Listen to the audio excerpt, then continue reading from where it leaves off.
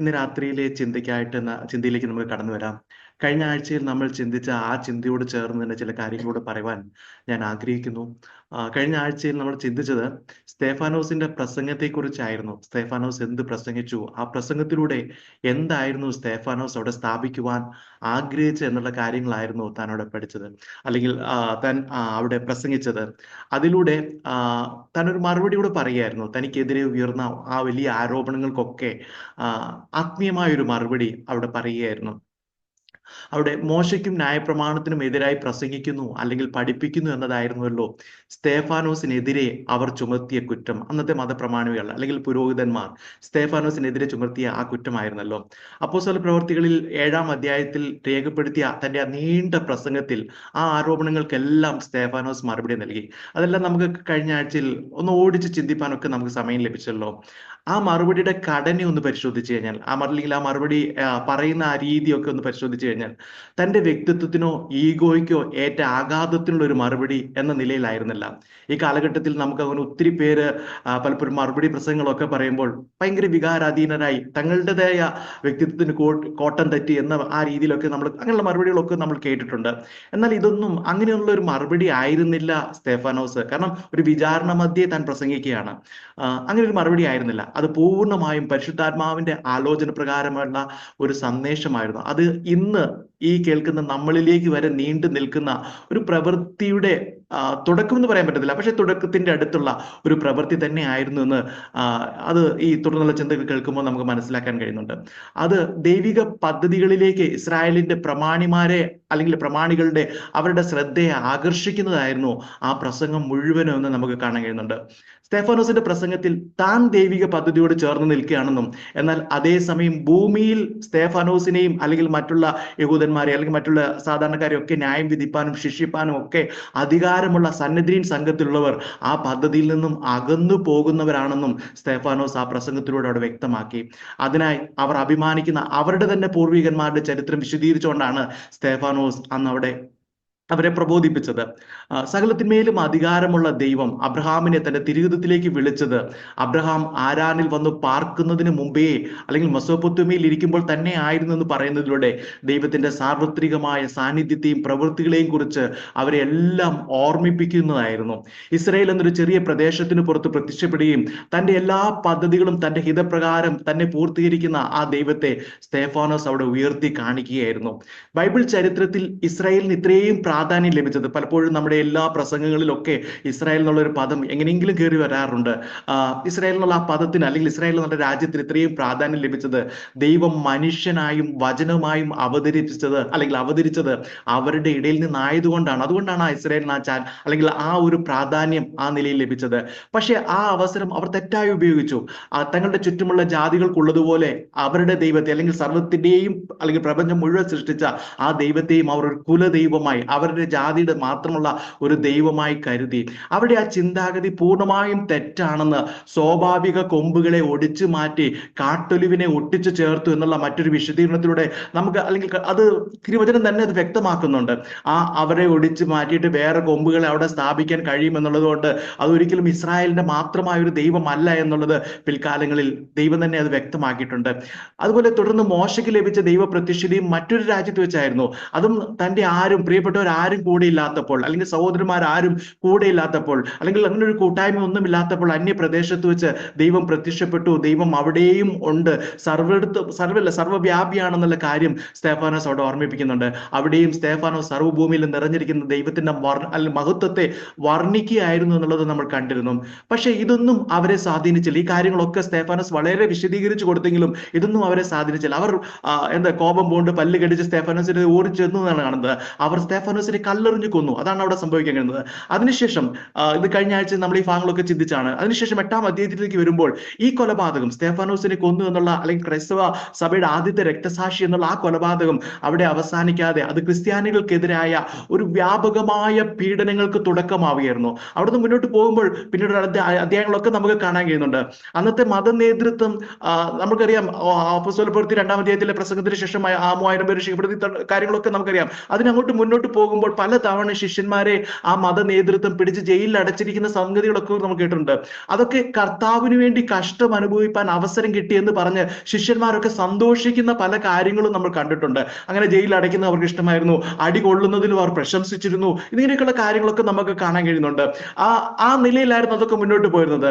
പിന്നീട് നമ്മൾ 7-ാം അല്ലെങ്കിൽ 6-ാം അധ്യായത്തിന്റെ ഒക്കെ വരുമ്പോൾ മേശമേലുള്ള ശുശ്രൂഷയ്ക്കായി സഭ തിരഞ്ഞെടുത്ത സ്തേഫാനോസ് കർത്താവിന്റെ നാമത്തിനായി രക്തസാക്ഷിയായി എന്നുള്ളത് അവരെ ഞെട്ടിച്ചു. അതുവരെയുള്ള കഷ്ടങ്ങളും പീഡനങ്ങളും ഒക്കെ ഒരു അഭിമാനമായിട്ട് അതൊക്കെ അവർ ഏറ്റെടുക്കുന്ന ഒരു പ്രത്യേക അനുഭവത്തിൽ നിന്ന് അവരെ ഒന്ന് ഞെട്ടിച്ചു. അതിനെ തുടർന്ന് അവർ പെട്ടെന്ന് യെരുശലേമിൽ നിന്നും ചിതറി പോകുവാൻ ഇടയായി എന്നാണ് കാണാൻ കഴിയുന്നത്.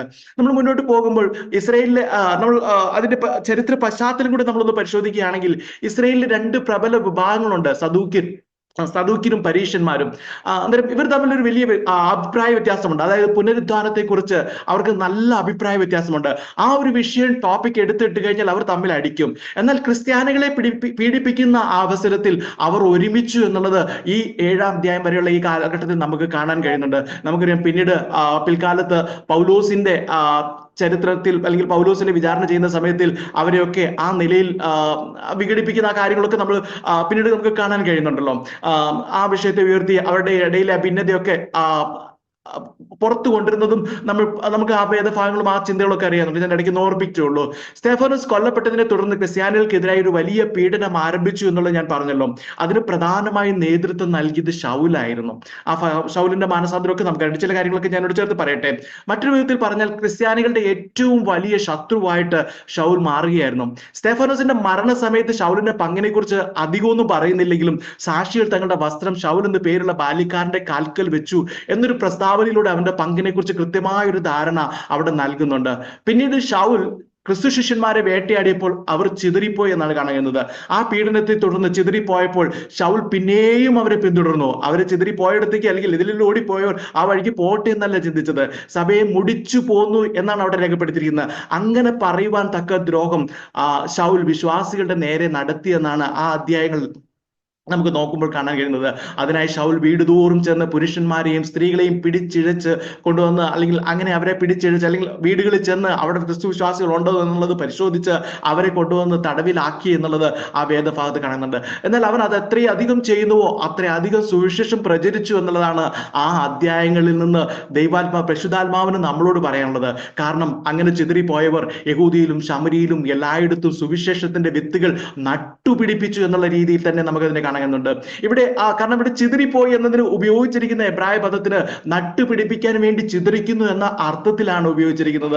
നമ്മളൊക്കെ ചെറിയ ക്ലാസ്സുകളിലൊക്കെ പഠിച്ചപ്പോൾ സസ്യങ്ങളൊക്കെ അതിന്റെ വിത്തുകൾ അത് വിവിധ സ്ഥലങ്ങളിലേക്ക് അല്ലെങ്കിൽ അത് വീണ്ടും അതിന്റെ പ്രത്യുൽപാദനത്തിന് വേണ്ടി അത് പല രീതിയിലൊക്കെ അത് ചിലത് അപ്പൂപ്പൻ താടി പോലെ പറന്നുപോയി പലയിടത്ത് വീണുന്നത് പോലെ, ചിലത് പൊട്ടിത്തെറിച്ച് വേറെ ചില സ്ഥലങ്ങളിലേക്ക് പോകുന്നത് പോലെ, ചിലത് വീണ് ഒലിച്ചു പോയി പലയിടത്തും പോയി അടിഞ്ഞ് അവിടെ കളിക്കുന്നത് പോലെ എന്ന് പറഞ്ഞിരിക്കുന്നത് പോലെ ക്രിസ്ത്യാനികൾ അന്ന് ചിതറിപ്പോയത് അവർ ചിതറിപ്പോയ ഇടത്ത് എല്ലായിടത്തും പോയി അവർ അവിടെ നട്ടുപിടിപ്പിച്ചു അല്ലെങ്കിൽ അവർ അവിടെ കിളിച്ച് അവിടെ ദൈവത്തിന് പ്രയോജനമായി എന്ന് കാണാൻ കഴിയുന്നുണ്ട്. സകലതും നന്മയ്ക്കായി കൂടി വ്യാപരിക്കുന്നു എന്ന വചനം നമുക്ക് എല്ലാവർക്കും പരിചയമാണ്. നമ്മൾ പലപ്പോഴും പലരെയും ആശ്വസിപ്പിക്കാനൊക്കെ നമ്മൾ ഉപയോഗിക്കുന്ന ആ വചനത്തെ നമ്മൾ വളരെയധികം വ്യക്തിപരമായ നിലയിലാണ് നമ്മൾ ഉപയോഗിക്കാറ്. നമ്മളത് എന്താ പറയുക, അല്ലെങ്കിൽ വളരെ പേഴ്സണൽ ആയിട്ട് പറയുമ്പോൾ നമ്മുടെ ജീവിതത്തിൽ കഷ്ടം വരുമ്പോൾ അല്ലെങ്കിൽ മറ്റുള്ളവരുടെ ജീവിതത്തിൽ കഷ്ടം വരുമ്പോൾ പോയിട്ട് പറയും സകലവും നന്മയ്ക്കായി എന്ന് പറഞ്ഞ് തൊട്ട് ആശ്വസിപ്പിക്കുന്ന ആ നിലയിലാണ് നമ്മൾ പലപ്പോഴും ആ വാക്യത്തെ അല്ലെങ്കിൽ നമ്മൾ കൂടുതൽ ഉപയോഗിക്കുന്നത് നമ്മുടെ ഭൗതിക ആശ്വാസത്തിന് വേണ്ടിയാണ്. എന്നാൽ അന്ന് യെരുശലേമിലുണ്ടായ അല്ലെങ്കിൽ അന്നുണ്ടായ ആ വലിയ കഷ്ടത ദൈവരാജ്യ വ്യാപ്തിക്കായിട്ട് അത് കൂടി വ്യാപരിച്ചു, സകലതും നന്മയ്ക്കായി കൂടി വ്യാപരിച്ചു എന്നുള്ളത് ഒരു വലിയ അർത്ഥവത്തായ അല്ലെങ്കിൽ വളരെ വ്യാപ്തിയുള്ള ഒരു വലിയ സന്ദേശമായിരുന്നു അതിൽ കൂടെ നടക്കുന്നത്.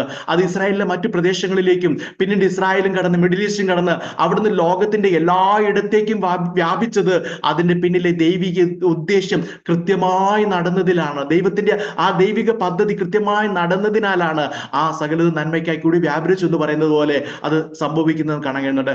സ്തേഫാനോസിനെ കൊല്ലുമ്പോൾ അവർ ഒരുപക്ഷെ ചിന്തിച്ചത് അതിനെ തുടർന്ന് ജനമെല്ലാം ചിതറും, അങ്ങനെ ചിതറിയവരെ പിന്തുടർന്ന് അല്പം കൂടി പീഡനം തുടരുകയും മടങ്ങി വരാൻ അനുവദിക്കാതെയും ഇരുന്നാൽ ഈ മാർഗം ഇല്ലാതെയാകുമെന്നായിരുന്നു യഹൂദ പ്രമാണിമാർ കരുതിയത്. അത് അവരുടെ ചരിത്രപരമായ ഓർമ്മയിൽ നിന്നും ആയിരിക്കാം. ഒരുപക്ഷെ നമുക്കറിയാം, ഇസ്രായേലിന്റെ പഴയ ചരിത്രത്തെയൊക്കെ നോക്കുമ്പോൾ ദൈവത്തെ ത്യജിച്ചപ്പോഴൊക്കെ അവർ ചിതറി പലയിടത്തും പ്രവാസികളായി പാർത്തു. അങ്ങനെ പ്രവാസികളായി പാർക്കുന്ന കാലത്തൊക്കെ അവരുടെ ശക്തി ക്ഷയിച്ചു, അവരുടെ ഭൗതികമായുള്ള കാര്യങ്ങളൊക്കെ ഇല്ലായ്മയായി, ദേവാലയം തകർക്കപ്പെട്ടു. അങ്ങനെയുള്ള നിരവധി സംഭവങ്ങൾ, നഷ്ടങ്ങളെ അതിനെക്കുറിച്ച് അവർക്ക് പറയാനുള്ളൂ. എന്നാൽ ദൈവം മനസ്സെലിഞ്ഞ് അവരെ തിരികെ കൊണ്ടുവന്ന് അവരുടെ പാർപ്പിച്ച കാര്യങ്ങളൊക്കെ നമുക്കറിയാം. അങ്ങനെ പാർപ്പിച്ചപ്പോൾ മാത്രം, അല്ലെങ്കിൽ ദൈവം അങ്ങനെ അനുവദിച്ചപ്പോൾ മാത്രമാണ് അവർക്ക് പിന്നെയും എന്തെങ്കിലും അഭിവൃദ്ധിയൊക്കെ പ്രാപിക്കാൻ കഴിയുന്നത്. എന്നാൽ ഈ ദൈവം ഒരുക്കിയ രക്ഷയുടെ സന്ദേശം ലോകമെങ്ങും എത്തിക്കുവാൻ സഭയ്ക്ക് അനുകൂലമായും പ്രതികൂലമായും എല്ലാ സാഹചര്യങ്ങളെയും ദൈവം ഇവിടെ ഉപയോഗിക്കുന്നതാണ് നമുക്കിവിടെ കാണാൻ കഴിയുന്നത്.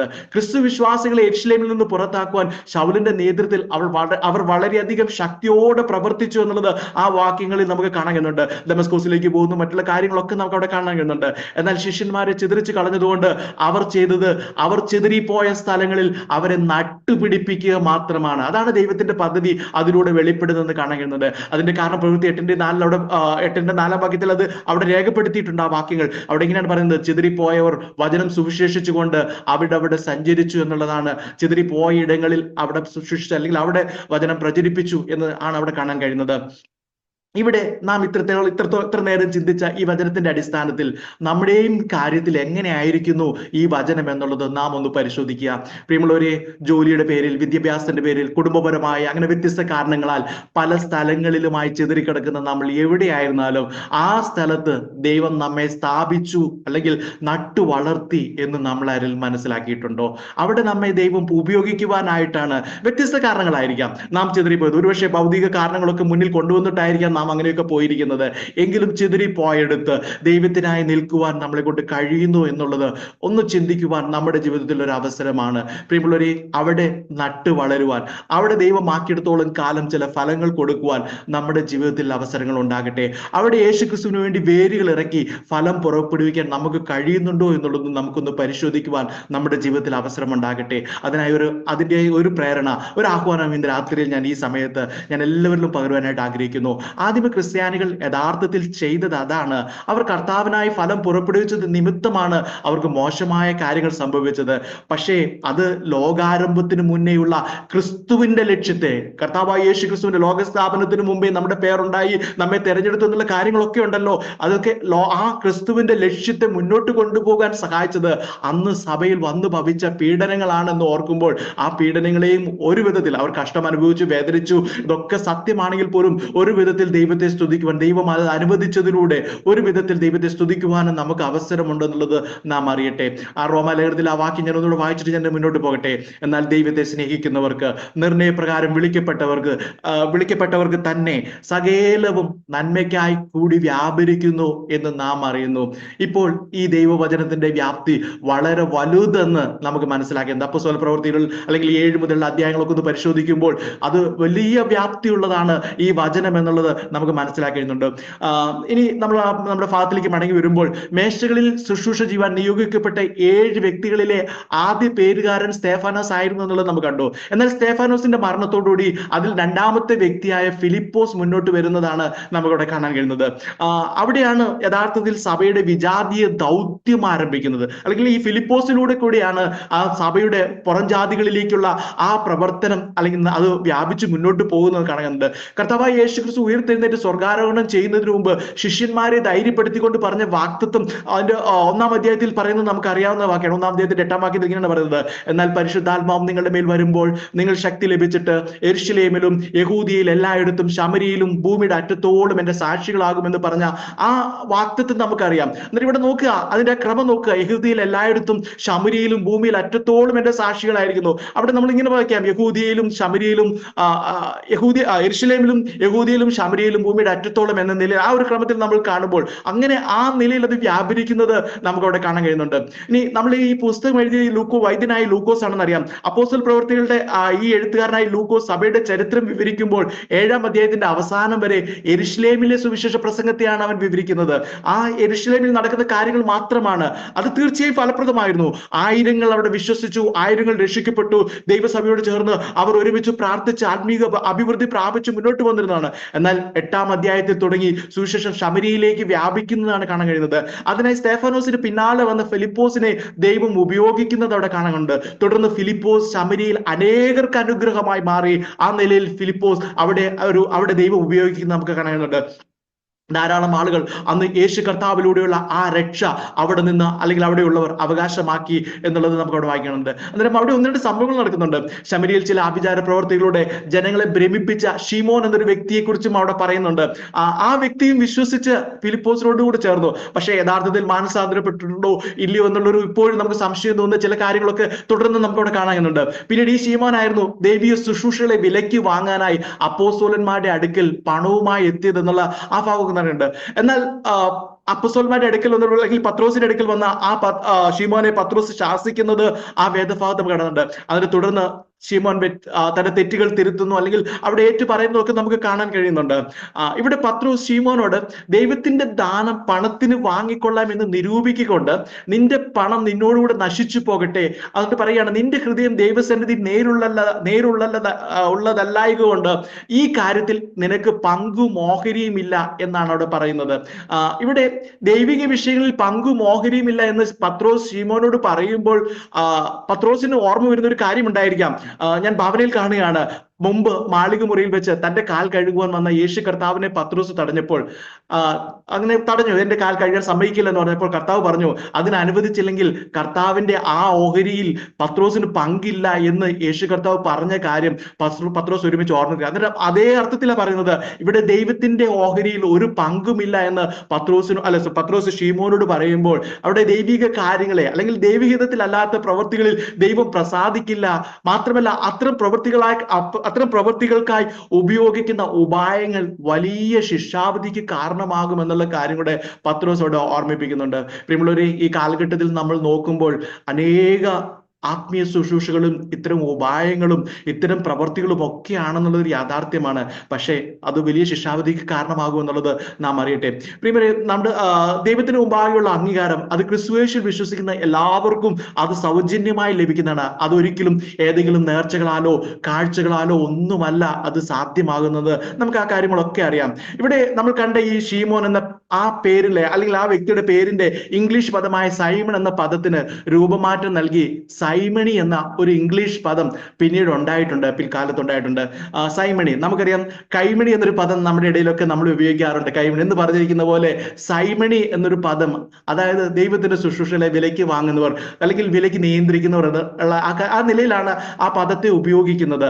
ഇന്ന് പല സ്ഥലങ്ങളിലും അനേകർ തങ്ങളുടെ സമ്പത്ത് കൊണ്ട് ആത്മീയ ശുശ്രൂഷയെ നിയന്ത്രിക്കുന്നത് കാണാം. അങ്ങനെ ആ പണം ഉപയോഗിച്ചുകൊണ്ട് നിയന്ത്രിക്കുന്നത് എത്ര ശ്രേഷ്ഠമായ, നമ്മൾ ആത്മീയരായ വ്യക്തികളെ തന്നെ നോക്കുകയാണെങ്കിലും അത് എത്ര ശ്രേഷ്ഠമായ ശുശ്രൂഷകളാണെങ്കിൽ പോലും അതിനെല്ലാം നിയന്ത്രിക്കാൻ ഇന്നുള്ള ഭൗതിക സമ്പത്തിന് കഴിയുന്നു എന്നുള്ളത് ഒരു ദുഃഖകരമായ ഒരു സത്യമാണ്, ഒരു യാഥാർത്ഥ്യമാണ്. അല്ലെങ്കിൽ ആ ശുശ്രൂഷയെ അതിന് പണമുള്ള അല്ലെങ്കിൽ സമ്പത്തിന്റെ ഏതെങ്കിലും ഒരു തലത്തിൽ നിന്നുകൊണ്ട് അതിന് നിയന്ത്രണങ്ങൾ വെക്കുന്നു എന്നുള്ളത് ഇന്ന് നമുക്ക് കാണാൻ കഴിയുന്നുണ്ട്. പ്രിയമുള്ളവരെ, അവരുടെ ഹൃദയങ്ങൾ ദൈവസന്നിധി നേരുള്ളതല്ലായക കൊണ്ട് ഈ കാര്യത്തിൽ അവർക്ക് പങ്കും ഓഹരിയുമില്ല എന്നുള്ളതും നാം ഓർക്കേണ്ടതാണ്. ഞാൻ മുന്നോട്ട് പോകട്ടെ. ഇപ്രകാരം സമ്പത്തിന്റെ നിയന്ത്രണത്തിന്മേൽ ഉണ്ടാകുന്ന വിവിധ വ്യാജ അവകാശവാദങ്ങളും റിപ്പോർട്ടിങ്ങും ഒക്കെ ദൈവസന്നിധിയിൽ എത്ര വലിയ കുറ്റമാണെന്ന് പത്രോസ് ആ വേദഭാഗങ്ങളോടെ രേഖപ്പെടുത്തുന്നുണ്ട്. നമുക്ക് വെളിപ്പാട് പുസ്തകത്തിൽ ഒരു വാക്കിനോട് പോയിട്ട് ഞാൻ മടങ്ങി വരട്ടെ. അവിടെ ലവോദിക്ക സഭയിലുള്ള ദൂതിൽ ഇങ്ങനെ പറയുന്നുണ്ട്, ഞാൻ ധനവാൻ സമ്പന്നനായിരിക്കുന്നു, എനിക്ക് ഒന്നിനും മുട്ടില്ല എന്ന് പറഞ്ഞുകൊണ്ട് നീ നിർഭാഗ്യവാനും അരിഷ്ടനും ദരിദ്രനും കുരുടനും നഗ്നനും എന്ന് അറിയാതിരിക്കുന്ന അവസ്ഥയെക്കുറിച്ച് ആ മുന്നറിയിപ്പും കൂടെ ഞാൻ ഇതിനിടയിൽ ഒന്ന് ഓർമ്മിപ്പിച്ചിട്ട് ഞാൻ മടങ്ങി വരട്ടെ. നമുക്കറിയാം സ്തേഫാനോസിന്റെ പ്രസംഗത്തെ തുടർന്നുണ്ടായ അല്ലെങ്കിൽ ആ മരണവും അത് ദൈവസഭയ്ക്ക് എങ്ങനെ പ്രയോജനപ്പെട്ട എന്ന കാര്യമാണ് നമ്മൾ ചിന്തിച്ചു വന്നത്. അന്ന് ആ പീഡനങ്ങൾക്ക് നേതൃത്വം നൽകിയ ശൗൽ ചിതറിപ്പോയ ജനത്തെ പിന്തുടർന്ന് പോകുന്നതൊക്കെ നമുക്കറിയാം. അവൻ മഹാപുരോഹിതന്മാരിൽ നിന്നും പ്രത്യേക അനുവാദം വാങ്ങിക്കൊണ്ട് ശൗൽ ദമസ്കോസിലേക്ക് യാത്ര ചെയ്യവേ കർത്താവ് അവനോട് ഇടപെട്ട ആ ചരിത്രമൊക്കെ നമുക്ക് വളരെ വ്യക്തമായി നിരവധി പ്രാവശ്യ പ്രസംഗങ്ങളും വായിച്ചൊക്കെ നമുക്ക് അറിയാവുന്ന ഒരു കാര്യമാണ്. അതിനെ തുടർന്ന് ശൗൽ മാനസാന്തരപ്പെട്ട് ദൈവിക ശുശ്രൂഷകൾക്കായി വേർതിരിക്കപ്പെട്ടു എന്നുള്ളത് നമ്മൾ അവിടെ കാണുന്നുണ്ട്.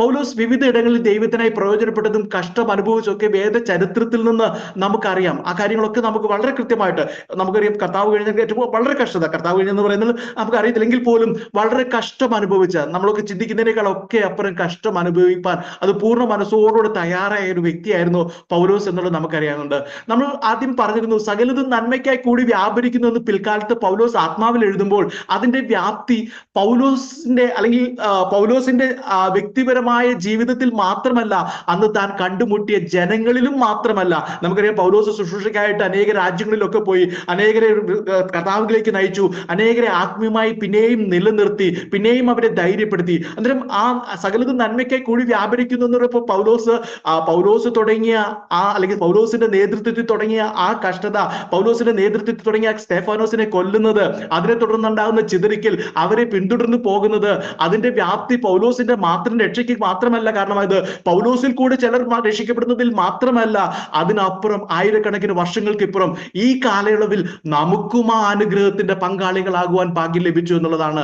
അത്രയാണ് ആ സകലതും നന്മയ്ക്കായി കൂടി വ്യാപരിക്കുന്നു എന്ന് പറയുന്ന അതിന്റെ വ്യാപ്തി എന്നുള്ളത് നമുക്ക് കാണുന്നത്. പ്രിയമുള്ളവരെ, നമുക്ക് മാത്രമല്ല, കർത്താവിന്റെ മടങ്ങി വരവ് വരെ ദൈവത്തിൽ വിശ്വസിക്കുന്ന സകലർക്കും അത് നന്മയ്ക്കായി കൂടി വ്യാപരിക്കുന്നു എന്ന് ആ തിരുവചനം നമ്മെ ഓർമ്മപ്പെടുത്തുന്നുണ്ട്.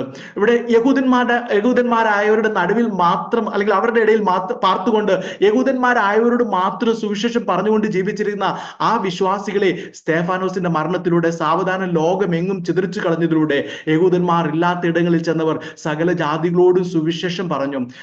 യഥാർത്ഥത്തിൽ ആദ്യം ആ വിശ്വാസികളുടെ ആ സാഹചര്യങ്ങൾ അവരുടെ ആ തർക്കങ്ങളൊക്കെ നമ്മൾ പരിശോധിച്ചു കഴിഞ്ഞാൽ അത് അത്ര എളുപ്പമായിരുന്നില്ല. പത്രോസ് കൊർന്നല്യോസിന്റെ ഭവനത്തിൽ പോകുന്നതിന് മുമ്പ് കണ്ട ദർശനത്തിൽ പത്രോസ് അതിന് സമ്മതിക്കാതിരുന്നത് നമുക്കറിയാം. വിശുദ്ധി അല്ലാത്തതൊന്നും ഞാൻ ചെയ്യില്ല എന്നൊക്കെ പറഞ്ഞ് പത്രോസ് സമ്മതിക്കാതിരുന്ന ആ വാദങ്ങളൊക്കെ നമുക്കറിയാം. പിന്നീട് കൊർന്നല്യോസിന്റെ ഭവനത്തിൽ എത്തിയ പത്രോസ് അവിടെ വ്യത്യസ്ത ജാതികളിലുള്ള മനുഷ്യരിലെ ദൈവപ്രവൃത്തിയിൽ കണ്ട് അതിനെ അംഗീകരിച്ചെങ്കിലും മടങ്ങി വന്നപ്പോൾ നീ അഗ്രജമീകളുടെ ഇടയിൽ നിന്ന് അടുക്കൽ ചെന്ന് അവരോടുകൂടെ ഭക്ഷിച്ചു എന്ന് പറഞ്ഞ് മറ്റുള്ളവർ അവനെ ചോദ്യം ചെയ്യുന്നതൊക്കെ കാണാൻ കഴിയുന്നുണ്ട്. നമ്മുടെ വിജാതിയോട് സുവിശേഷം പറയുന്നതിനും അതിനും അപ്പുറം അല്ലെങ്കിൽ അവരെ തങ്ങളോടൊപ്പം കൂട്ടുന്നതിനുള്ളൊക്കെ എതിർപ്പുകളൊക്കെ അത് വളരെ വലുതായിരുന്നു ആദിമസഭയിൽ ആദ്യ കാലഘട്ടത്തിൽ ഉണ്ടായിരുന്നത്. എന്നാൽ അത് ഈ ചിതറിക്കുന്ന സ്തെഫാനോസിന്റെ മരണത്തോടു കൂടിയായിരുന്നു അത് സാവധാനം സഭയിൽ നിന്നും ഇല്ലാതെയായി വിവിധ ജാതികളിലേക്കൊക്കെ പോകുന്നത്. അവിടെ ഒന്നുകൂടെ നമുക്ക് മനസ്സിലാക്കും സകലതും നന്മയ്ക്കായി കൂടി വ്യാപരിക്കുന്നു പറയുമ്പോൾ അതിന്റെ ആഴം ഒന്നുകൂടെ, ആ ഒരു മരണം എത്രമാത്രം ദൈവത്തിന് അല്ലെങ്കിൽ ദൈവം അതിനെ പ്രയോജനമുള്ളതാക്കി മാറ്റി അല്ലെങ്കിൽ നന്മയ്ക്കായി മാറ്റി എന്നുള്ളത് നമുക്ക് കാണാൻ കഴിയുന്നുണ്ട്. അങ്ങനെ ലോകത്തിന്റെ എല്ലാ ഭാഗത്തു നിന്നും ജനങ്ങൾ രക്ഷിക്കപ്പെട്ട് നിത്യജീവന്റെ അവകാശികളായി തീർന്നു എന്നുള്ളതാണ് അതിന്റെ തുടർച്ചയായിട്ട് നമുക്ക് കാണാൻ കഴിയുന്നത്. നമുക്കും അതിൽ പങ്കുള്ളവരായി തീരാൻ കാരണമായത് തുടർച്ചയായി നടക്കുന്ന ആ സംഭവ പരമ്പരകൾ തന്നെയാണ്. അനേകർ തങ്ങളുടെ മെച്ചപ്പെട്ട സാഹചര്യങ്ങൾ ഉപേക്ഷിച്ച് മോശം സാഹചര്യങ്ങളിലേക്ക് പോകാൻ സ്വയം സമർപ്പിച്ചു. കഴിഞ്ഞ നൂറ്റാണ്ടുകളിലൊക്കെ അനേക മിഷണറിമാരുടെ അവരുടെയൊക്കെ ആത്മകഥയും അല്ലെങ്കിൽ ബയോഗ്രാഫിയൊക്കെ വായിക്കുമ്പോൾ നമ്മയൊക്കെ ഓർമ്മിപ്പിക്കുന്നത് അത് തന്നെയാണ്. അനേകർ വലിയ പീഡനങ്ങളിലൂടെ കടന്നുപോയി, അനേകരെ ആവേശഭരിതരാക്കുന്ന നിലയിൽ പലരും മരണം വരിച്ചു. ചില മരണങ്ങളൊക്കെ പ്രസംഗിക്കുമ്പോൾ തന്നെ അല്ലെങ്കിൽ കേൾക്കുമ്പോൾ തന്നെ നമ്മുടെ ഉള്ളിൽ വലിയ ആവേശം ഉളവാക്കുന്ന രീതിയിൽ അവരൊക്കെ മുന്നോട്ട് പോയത് പ്രിയമുള്ളവരെ അതിന്റെ തുടർച്ചയായ ആ സംഭവ പരമ്പരകൾ തന്നെയാണ്. ഇന്നത്തെ കാലത്ത് ഇതൊന്നും നടക്കുന്നത് നമ്മൾ അറിയുന്നില്ലെങ്കിലും ദൈവരാജ്യത്തിന്റെ നന്മയ്ക്ക് വേണ്ടി ഇന്നും അനേകരും ഉപയോഗിക്കുന്നുണ്ട്. ഈ സംഭവ പരമ്പരയുടെ ഇതുവരെയുള്ള ചരിത്രം പരിശോധിച്ചാൽ സർവശക്തനായ ദൈവം എത്ര സൂക്ഷ്മതയോടും എത്ര മനോഹരവുമായിട്ടാണ് ഈ നിത്യജീവന്റെ പദ്ധതിയെ അത് വ്യാപിപ്പിച്ചത് എന്ന് നമുക്ക് മനസ്സിലാക്കാം. എത്ര മനോഹരമായി അതൊരു എന്താ പറയാ വളരെ സൂക്ഷ്മമായ ആ പദ്ധതി അത് പ്രോജക്റ്റ് പൂർത്തീകരിച്ച് ഓരോ വിധത്തിലും അതിനെല്ലാം അനുകൂലമാക്കി കൊണ്ടുവരുന്നത് നമുക്ക് കാണാൻ കഴിയുന്നുണ്ട്. ഇത്രയും സൂക്ഷ്മമായി ദൈവം തന്റെ രക്ഷാ പദ്ധതിയെ പൂർത്തീകരിച്ചെടുക്കുന്ന സമയത്ത് നാം ഓരോരുത്തരും നമ്മുടെ ക്രിസ്ത്യ ജീവിതത്തെ ഗൗരവമില്ലാത്ത നിലയിൽ സമീപിക്കരുത്. എനിക്ക് പറയുവാനുള്ള ആഹ്വാനം ഇന്ന് രാത്രിയിൽ അത് തന്നെയാണ്. ദൈവം എത്രമാത്രം വില കൊടുത്ത് എത്രമാത്രം കണക്കുകൂട്ടലും സ്വപ്നങ്ങളും ഒക്കെ ഒരുക്കി, നമുക്കറിയാം നമ്മൾ ഒരു കാര്യങ്ങളൊക്കെ ഒരുക്കി കൊണ്ടുവരുമ്പോൾ ഏതെങ്കിലും ഒരു വ്യക്തി അല്ലെങ്കിൽ ഏതെങ്കിലും നമ്മുടെ കുഞ്ഞുങ്ങളാകട്ടെ റിലേറ്റീവ്സ് ആരെങ്കിലും ആകട്ടെ അതിന് തുരങ്കം വെക്കുന്ന രീതിയിലൊരു പദ്ധതി അല്ലെങ്കിൽ അതിനെ നിസ്സാരമായി ഗണിക്കുമ്പോൾ അല്ലെങ്കിൽ നിസ്സാരമായി അതിനെ നശിപ്പിക്കുമ്പോൾ ഉണ്ടാകുന്ന ആ വലിയ വേദനയൊക്കെ നമുക്കറിയാം. അന്നേരം ലോക സ്ഥാപനത്തിന് മുമ്പേ ദൈവം ഒരുക്കി കൊണ്ടുവരുന്ന ഈ വലിയ പദ്ധതികൾ അതിനിടയിൽ കാലാകാലങ്ങളിൽ പല വിശുദ്ധന്മാരും ഒക്കെ വലിയ വേദനകൾ അല്ലെങ്കിൽ അവരുടെ ശരീരത്തിൽ വലിയ പ്രയാസങ്ങളും കഷ്ടതകളും ഒക്കെ അനുഭവിച്ച് അതിന് സഹനത്തിന് ദൈവം കൃപ കൊടുത്ത് അവരെ ഉപയോഗിച്ച് ദൈവം ഒരുക്കിയെടുക്കുന്ന ഈ വലിയ രക്ഷാ പദ്ധതിയിൽ പ്രിയമുള്ളവരെ അതിനെ ഗൗരവത്തോടെ അല്ലെങ്കിൽ ആ രക്ഷ നാം പ്രാപിച്ചതിന് അതിനെ അർഹിക്കുന്ന ഗൗരവത്തോടെ നമ്മുടെ ക്രിസ്ത്യ ജീവിതത്തെ സമീപിക്കുവാൻ നമ്മുടെ ജീവിതത്തിൽ എല്ലാവരുടെയും ജീവിതത്തിൽ അവസരമുണ്ടാകട്ടെ. പ്രിയമുള്ളവരെ, നമുക്ക് ലഭിച്ച ഏറ്റവും വലിയ ഭാഗ്യമാണ് നാം ഓരോരുത്തരും നിത്യജീവന്റെ അവകാശികൾ എന്ന പദവി പ്രാപിച്ചത്. അതിനപ്പുറത്ത് വേറൊരു ഭാഗ്യമില്ല, അതിനപ്പുറത്ത് നമുക്കൊന്നും നേടാനില്ല. നമ്മുടെ ആത്മാവിന് സർവ്വലോകത്തെക്കാളും വിലയേറിയതാക്കി മാറ്റുന്നത് ആ ഒറ്റ പദവിയാണ്, നമ്മുടെ രക്ഷയാണ്. രക്ഷയാണ്, നമ്മുടെ ആത്മാവിന് ലഭിച്ച വീണ്ടെടുപ്പാണ്. അതിനപ്പുറത്തേക്ക് വേറൊരു ഭാഗ്യം, ഇതിനപ്പുറത്തേക്ക് വേറെ ഒന്നും ലഭിക്കാനില്ല എന്നുള്ള കാര്യം നാം അറിയട്ടെ. നാം എല്ലാവരും അതിനെ ഗൗരവത്തോടെ കാണുന്നതിനൊപ്പം സകലതും നന്മയ്ക്കായി കൂടി വ്യാപരിക്കുന്ന ദൈവിക പദ്ധതികളിൽ പങ്കാളികളാകാനുള്ള അവസരങ്ങളെയും നാം ഗൗരവമായി കാണണം. നാം ഞാൻ മുമ്പ് പറഞ്ഞ പോലെ നമ്മെ നട്ടിരിക്കുന്ന ദേശത്ത് നമുക്ക് വേരാഴ്ത്തി അല്പഫലം പുറപ്പെടുവിപ്പാൻ നമ്മുടെ ജീവിതത്തിൽ അവസരങ്ങൾ ഉണ്ടാകട്ടെ. അത് നിത്യതയിൽ വലിയ പ്രതിഫലങ്ങൾ പ്രാപിക്കുവാൻ നമ്മുടെ ജീവിതത്തിൽ അത് കാരണമാകുമെന്ന് തിരുവചനം കഴിഞ്ഞ നാളുകളിൽ, അതായത് ഓരോ ഭക്തന്മാർ സ്തെഫാനോസിന്റെ മരണത്തിന്റെ അന്ത്യത്തിൽ അവനെ സ്വീകരിപ്പാൻ എഴുന്നേറ്റ് നിന്ന കർത്താവിനെ കുറിച്ചും കഴിഞ്ഞ ആഴ്ച നമ്മൾ ചിന്തിച്ചതാണ്. അതുപോലെയുള്ള പ്രതിഫലങ്ങൾ പ്രാപിക്കുവാൻ നമ്മുടെ ജീവിതത്തിൽ അതെല്ലാം കാരണമായി തീരും. പ്രിയമുള്ളവരെ, നിത്യതയെക്കുറിച്ച് നാം ഗ്രഹിച്ചത് കഴിഞ്ഞ നാളുകളിൽ നാം പല പ്രസംഗങ്ങളിലൂടെ, നാം വചനം ധ്യാനിച്ചതിലൂടെ നാം മനസ്സിലാക്കിയ ആ സ്വർഗീയ അനുഗ്രഹങ്ങളെ, സ്വർഗീയമായ വലിയ അനുഭവങ്ങളെ, അതിനെയൊക്കെ ഇതിനോട് ചേർത്ത് വെച്ച് ധ്യാനിച്ച് ദൈവത്തെ സ്തുതിക്കുവാൻ, ദൈവത്തോട് നന്ദി പറയുവാൻ പരിശുദ്ധാത്മാവ് നമ്മുടെ എല്ലാവരുടെയും ജീവിതത്തിൽ ദൈവം നമ്മെ എല്ലാവരെയും സഹായിക്കുമാറാകട്ടെ. ഇന്ന് രാത്രിയിൽ ഞാൻ ഇവിടെ അവസാനിപ്പിക്കുന്നു. ഈ വചനങ്ങൾ ദൈവം നമ്മെ എല്ലാവരെയും അനുഗ്രഹിക്കുമാറാകട്ടെ. ആമേൻ.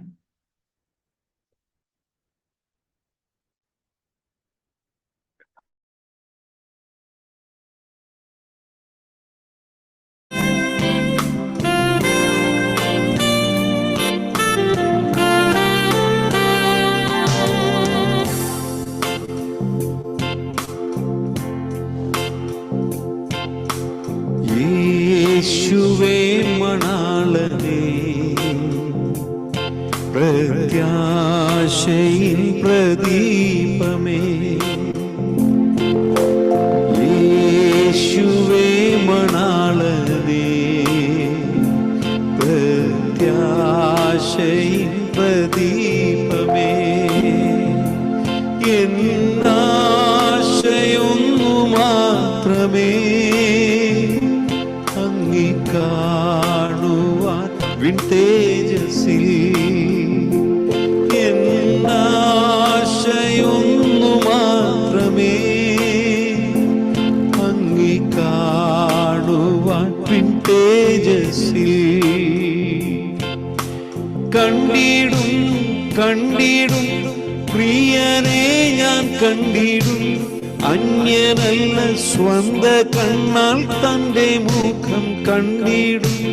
കണ്ടിടും കണ്ടിടും പ്രിയനെ ഞാൻ കണ്ടിടും, അന്യനല്ല സ്വന്ത കണ്ണാൽ തന്റെ മുഖം കണ്ടിടും.